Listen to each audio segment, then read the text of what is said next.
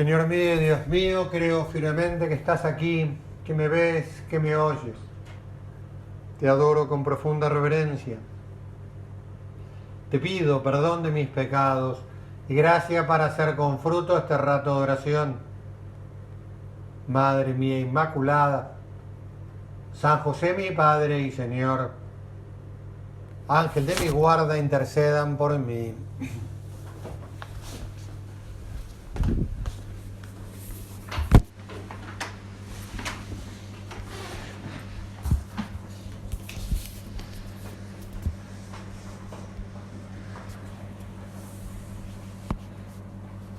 Después de la parábola del sembrador, Mateo la complementa con la presencia de Dios en el mundo y en nuestras almas, otra siembra. El reino de los cielos se parece a un hombre que sembró buena semilla en su campo. Dios que siembra, evidentemente uno puede recordar la parábola anterior, la parábola del sembrador. Pero mientras todos dormían, vino su enemigo y sembró cizaña en medio del trigo y se fue. Hay un enemigo que quiere arruinar la siembra. No es que va y rompe los silobolsas para arruinar la cosecha, sino que siembra cizaña. Dice el diccionario, cizaña, porque supongo que ninguna de ustedes, ni yo tampoco, he visto nunca planta de cizaña. Planta de tallo ramoso, hojas estrechas y espigas anchas y planas, cuyos granos contienen un principio tóxico. Crece espontáneamente en los sembrados y es muy difícil de extirpar. Evidentemente, el enemigo, podemos decir, uno puede decir, aprovecha un descuido de los trabajadores. Y en un mundo, uno diría normal, no hace falta quedarse a cuidar de noche el campo. Cuando dormían, nadie vigilando. El demonio es vivo, aprovecha los descuidos. Va de noche a sembrar la cizaña en la oscuridad, en la confusión. Él va donde no hay luz para sembrar cizaña, para que no se lo vea funcionar, para pasar desapercibido. Siembra el mal en medio del bien, con ocasión del bien. Todo ese método de Catholic Voices, de decir, descubrir el fondo de bien que hay en lo malo, la buena intención que hay detrás de gente que busca la eutanasia, el aborto o lo que sea. Claro, entonces siembra el mal en medio del bien, de tal modo que sea difícil, pasó, separarlos claramente. Y nadie se da cuenta al principio. Cuando creció el trigo y aparecieron las espigas, también apareció la cizaña. Entonces salta la alarma. ¿Qué pasó aquí? ¡Qué horror! ¡Qué desastre! Terremoto en el campo. Los peones fueron a ver al propietario y le dijeron, Señor, ¿no habías sembrado buena semilla en tu campo? ¿Cómo es que ahora hay cizaña en él? ¿Qué pasó acá? Desconcertados. ¿Cómo el mal nos sorprende? ¿Qué pasó acá? Padres que dicen, yo traté de educar bien a mis hijos.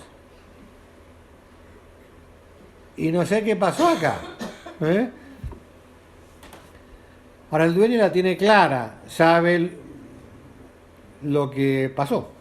Él respondió, esto lo ha hecho algún enemigo. Los peones claramente quieren resolver el tema. ¿Quieres que vayamos a arrancarla? Pero el dueño los llama a tener paciencia. No, les dijo el dueño. Porque al arrancar la cizaña corren el peligro de arrancar también el trigo. Dejen que crezcan juntos hasta la cosecha. Y entonces diré a los cosechadores, arranquen primero la cizaña y átenla en manojos para quemarla. Luego recojan el trigo en mi granero. Esa tentación de decir, claro, lo que hay que hacer es en nuestra alma o en el mundo, atacar el mal, destruirlo. Y Dios que dice, no, no es el sistema. Y realmente el sistema es tentador. Parecería que es el eficaz. Un libro muy bueno estoy leyendo sobre, claro, lo tengo en impas en la lectura del libro ese, pero bueno, sobre la leyenda negra contra España y contra la Iglesia Católica. La autora sostiene, pienso yo, erróneamente, que parte de la culpa de la leyenda negra tiene que España y la Iglesia nunca se defendieron en serio. Y ella sostiene que la única manera de combatir la leyenda negra es con las mismas armas. O sea, baja. O sea, tenés que bajar abajo la línea de flotación, tenés que jugar sucio. Y claro, y la Iglesia nosotros no jugamos sucio. No, no es nuestro sistema. Bueno, habrá tiempo para separarla y quemarla. Y Jesús explica la parábola también. Aunque pienso que esta parábola es más clara que la parábola del sembrador. Pues de todos modos Jesús también la explica. El que siembra la buena semilla es el Hijo del Hombre. El campo es el mundo. Las buenas semillas son los que pertenecen al reino. Las cizañas son los que pertenecen al maligno. El enemigo que la siembra es el demonio. La cosecha es el fin del mundo y los cosechadores son los ángeles. Así como se arranca la cizaña y se la quema en el fuego, de la misma manera sucederá al fin del mundo. El Hijo del Hombre enviará a sus ángeles y estos quitarán de su reino todos los escándalos y a los que hicieron el mal y los arrojarán en el horno ardiente, allá brayando y rechinar de dientes. Entonces los justos resplandecerán como el sol en el reino de su Padre. Bueno, el sentido inmediato es que la siembra del mal que el demonio hace en el mundo y que permanecerá hasta el fin del mundo. Vamos a hablar un poco de la falsa ilusión de un mundo perfecto, sin mal, sin problemas, sin defectos, sin pecado, sin demonio. Efectivamente lo vemos muy activo el demonio. Uno puede decir, demasiado para mi gusto. Ya Pablo VI decía que había subido el humo de Satanás alto en la iglesia. O sea, ni la iglesia siquiera es que es Dios la preserva de ser atacada por el demonio. Como en todo relato de Job, que Dios le permite al demonio atacar a Job, sus cosas, después que se enferme, todo. El mundo está lleno de cizaña. Ideologías contrarias a la naturaleza humana, contrarias a la vida, a la dignidad, a la identidad personal, destructoras de la familia, injusticia, pobreza. Tanta gente que no tiene cómo progresar, que no tiene dónde, que vive como puede, que no sabe, que es víctima de la ignorancia, que vamos a considerar por eso el mal en nosotros y en el mundo, lo que supone un análisis separado. O sea, no todo lo que sale en nosotros es bueno. Hay cosas que nacen en nosotros, en nuestra sensibilidad, lo que sentimos, cosas que nos gustan. En la inteligencia, cosas que se nos ocurren. En la imaginación, fantasías.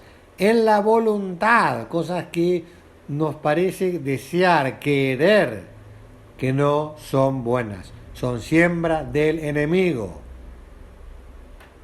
El enemigo la siembra en tu cabeza y en mi cabeza. En tus afectos y en mis afectos. En tus deseos y en mis deseos. La siembra aprovechándose de nuestros descuidos, de nuestras distracciones. Ya que tenemos un buen punto, nuestras almas tienen un enemigo. Los autores clásicos hablan de tres, en lo que resumen todo: el demonio, el mundo. No en cuanto creación salía buena de las manos de Dios, sino en el sentido del mal que los hombres metemos en él y que nos seduce, que nos provoca. Y la carne, para referirse a las malas inclinaciones que quedan en nosotros por el pecado original. Y podríamos decir, el demonio se aprovecha, manipula al mundo y a nuestras malas inclinaciones. Escribe nuestro padre en Camino, punto 708. El mundo, el demonio y la carne son tres aventureros que, aprovechándose la debilidad del salvaje que llevas dentro, quieren que a cambio del pobre espejuelo de un placer que nada vale, les entregues el oro fino y las perlas y los brillantes y rubíes empapados en la sangre viva y redentora de tu Dios, que son el precio y el tesoro de tu eternidad. Pues no te dejes estafar. ¿Qué necesita el enemigo para tener éxito? Y en quien Dios ha sembrado la buena semilla, necesita que esté distraída, que no se dé cuenta. Porque si lo tuviera de frente, lo rechazaría. Entonces, como no sabe que sería rechazado por nosotros, disimula, se disfraza, engaña. Esas palabras de Isaías: custos, quid de nocte, vigía. ¿Qué hay en la noche? O sea, permanecer vigilantes. Algo obvio, no todo lo que sentimos, lo que se nos ocurre, lo que deseamos, pensamos es bueno. No todo lo que se nos pasa por la cabeza es bueno. No todo lo que nos salen ganas es bueno. Necesita discernimiento, discernir. Esto es trigo o cizaña. ¿Es alimento o es tóxico? Porque el mal se presenta en la forma de tentaciones.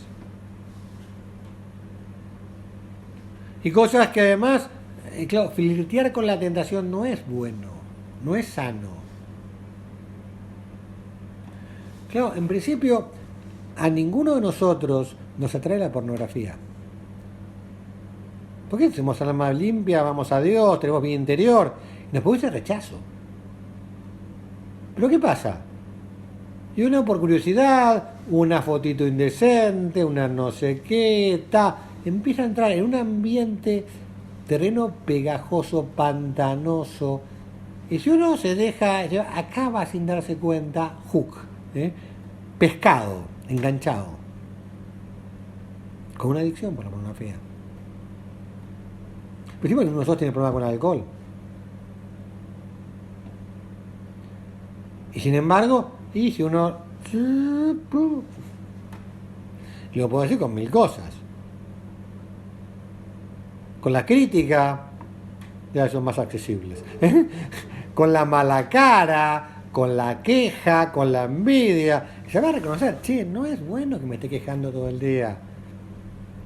El demonio el acecho está fomentando mis quejas. Son cizaña que me está viniendo en el alma. Claro, y la vigilancia tiene que ser, claro, no hay vacaciones en la vida interior. Y esto no supone una tensión agotadora, sino una tensión amorosa.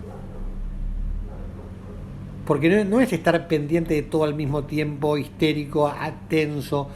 Es como una madre que está pendiente de su hijo y sabe dónde está, sabe qué hace, aunque no lo esté mirando directamente, no sé.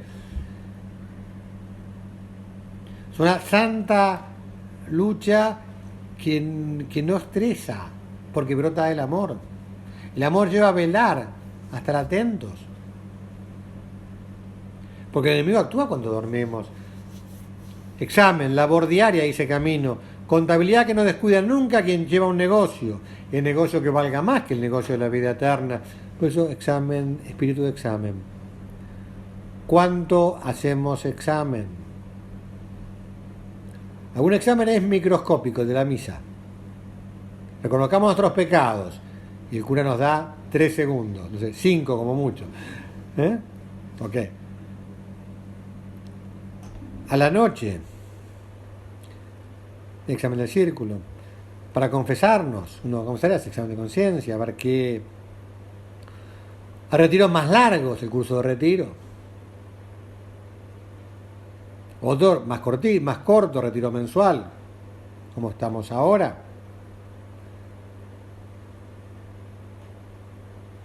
Decía nuestro padre en Forja, hay un enemigo de la vida interior pequeño, tonto, pero muy eficaz. Por desgracia. El poco empeño en el examen de conciencia. Poco examen. Bueno, entonces uno dice, ¿cómo evitar que la cizaña crezca en mi alma, que el demonio me meta cizaña en el examen de conciencia? Para estar atento. Para que mis distracciones no sean ocasión para que me crezca la cizaña sin darme cuenta.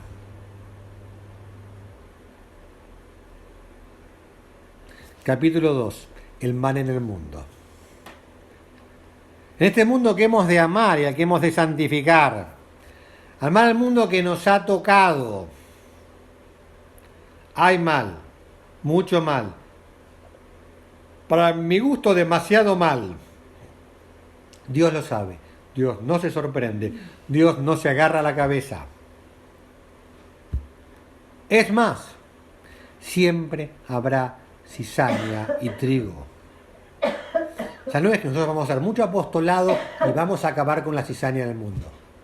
No. O sea, el Evangelio no es solo para cuando Jesús lo predicó. El Evangelio es para siempre. El reino lleno se parece a... O sea, el demonio sigue sembrando y el demonio sigue metiendo cizaña mientras dormimos. Y entonces nos encontramos que esta es una ley de la historia. Cuando vi que tenía que predicar sobre el trigo y la cizaña, me acordé que hace 2 años en un curso de retiro al que asistí, uno de los asistentes dio una charla extraordinaria sobre nuestra misión. Un hombre muy inteligente, sabio. Tomé algunas notas de esa y fui a buscar esas notas. Y me encontré que este hombre había citado a Maritain. Entonces le mandé un WhatsApp pidiéndome, mandame la cita de Maritain que diste hace 2 años en una charla. ¿No? El tipo me mandó la cita de Maritain. Dice Maritain. Dice, una de las leyes axionómicas que consideraremos en este libro, dice, es la ley simple y general según la cual en la historia humana el trigo y la cizaña crecen juntos. Esto significa que el progreso de la historia es un doble y antagónico movimiento de ascenso y descenso. En otras palabras, el avance de la historia es un doble progreso simultáneo en el sentido del bien y del mal.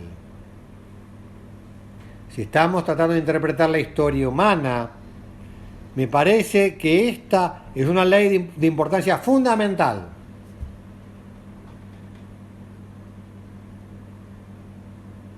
Y es, en primer término, ley inductiva extraída mediante la observación de cierto número de datos fácticos de la historia humana. Dice, mirando la historia humana, es un libro que está escrito sobre filosofía de la historia, y mirando la historia humana, dice, uno induce una historia en la cual el bien y el mal van creciendo alternativamente. Hay momentos que prospera más el bien, momentos que prospera más el mal, momentos de la historia, y efectivamente, de un modo u otro, es una cosa que, y después uno va al Evangelio y dice, y la parábola del trigo y la cizaña la explican.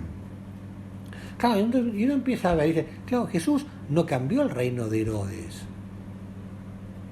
ni el imperio romano, ni salvó a todo el mundo. Muchos no le creyeron. Lo mataron, murió en la cruz, y así nos redimió. Claro, la historia no es un progreso exterior de verdad y de bien. Entonces la verdad va cada vez más como la tecnología. Los teléfonos cada vez son mejores y obviamente no va a pasar que los teléfonos sean peores. Pues en todo caso no mejorarán, pero empeorar no tiene sentido.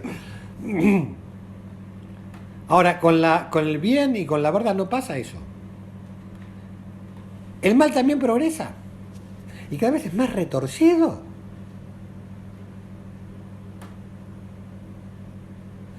En el mundo exterior hay subidas y bajadas, toda la historia. Y basta ver la historia de la humanidad, la historia del cristianismo. Sí, grandes persecuciones, después tiempo de bonanza. Después las invasiones bárbaras que amenazan con destruir toda Europa y por lo tanto con el cristianismo también. Y después la reforma protestante que parece destruir la iglesia. Y como la iglesia se repone, y de hecho después de la reforma aparecen santos de primera magnitud, San Ignacio de Loyola, Santa Teresa de Jesús, los santos, parecería que los santos más gordos aparecen en los peores momentos. La Revolución Francesa, que parece acabar con la iglesia, con la ilustración. Sin embargo, el siglo XIX es un siglo de misiones a lo bestia, es el siglo con más misioneros de la historia, a lo mejor del siglo XIX. O sea, es un misterio increíble de cómo el bien y el mal en ese siglo XX, las masacres más grandes de la historia, nunca hubo las masacres del siglo XX. Y uno tiene al Padre Pío, a la Madre Teresa de Calcuta, a San José María, a Juan Pablo II, son los santos de unas cosas realmente. O sea, la historia, claro, y claro, ante nuestra llamada a santificar el mundo, que nos lleva a todos los rincones de la tierra y tenemos que pedirle al Señor aquí el riesgo de no ser ingenuos, de no equivocarnos, de no... Siempre habrá mal, hasta el fin del mundo. Y uno ve los relatos de Jesús, en el fin del mundo habrá caos. Jesús llega a preguntarse, cuando vuelva el Hijo del Hombre, ¿encontrará fe sobre la tierra? Y no le puedo agarrar a temblar de las piernas y decir, ¿cómo, Señor, te planteas eso? Claro, solo en el fin del mundo. Claro, la llamada llevar el Evangelio a todos los hombres no promete un paseo triunfal. Como digo, momentos de alzas y bajas, de éxtasis y de desolación, de crecimiento asombroso y de achicamiento. Y entonces corremos el peligro de la ingenuidad de creer que todo será fácil. Y eso hace daño, porque desilusione, frustra, hace pensar que Dios fracasó. No, pero están los planes de Dios, la redención está hecha, pero hay que redimir a cada generación que llega al mundo. Y aunque Cristo ya redimió a todos, hay que aplicarla y es como si no digo que empezáramos de nuevo, pero más o menos. El demonio está activo por permisión de Dios. Tiene los días contados, pero no son 4 días, es de aquí al fin del mundo. O sea, posiblemente en nuestra vida no lo veremos después al final de la historia. Entonces, claro, el no confundir los planos de la esperanza. No falsificar la esperanza. Pensando que aquí en la tierra, en esa charla a la que hacía referencia, quien la daba, hablaba de 3 ámbitos de nuestra misión. O sea, el primer ámbito, nuestra vida personal, que Cristo influya en mi vida, que yo sea santo. O sea, segundo nivel de misión, la gente con la que interactuamos, cómo la llevo a Cristo. Tercer nivel de misión, nuestra incidencia en las estructuras temporales, cómo influimos en la cultura, en las leyes. Que lo que venía a decir en la charla esa era que claro, nuestra salvación de las almas es lo esencial. Todo lo demás es relativo. La falsificación de la esperanza dice, es la mayor tragedia para una persona. Con la verdadera esperanza está en la eternidad. La dimensión temporal. Claro que nos importa cambiar la historia, mejorar las leyes, sacar la ley de aborto, que la sociedad respete la vida, tantísimas cosas. Pero sin embargo, eso no es lo esencial. Esa es nuestra victoria.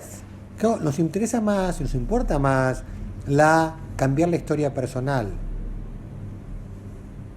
La historia general es demasiado compleja y diversa. Solo Dios lo sabe. Solo podemos cambiar nuestra historia y la historia de personas que nos rodean. Por eso, jugados en la misión temporal nuestra, sin falsificar la esperanza. Dios salvó muchísima gente, más allá de que no cambió la política, ni la sociedad, ni la economía. Y hemos de llenarnos de optimismo, hemos de llenarnos de... Claro, nuestra visión no es conseguir resultados políticos, económicos, sociales, que los deseamos y hecho una doctrina social de la Iglesia. Pero sabemos, somos ingenuos, sabemos que habrá cizaña. Hemos de trabajar en la viña, pero sin la ingenuidad de pensar que la viña se va a transformar en el cielo. No, el cielo viene después.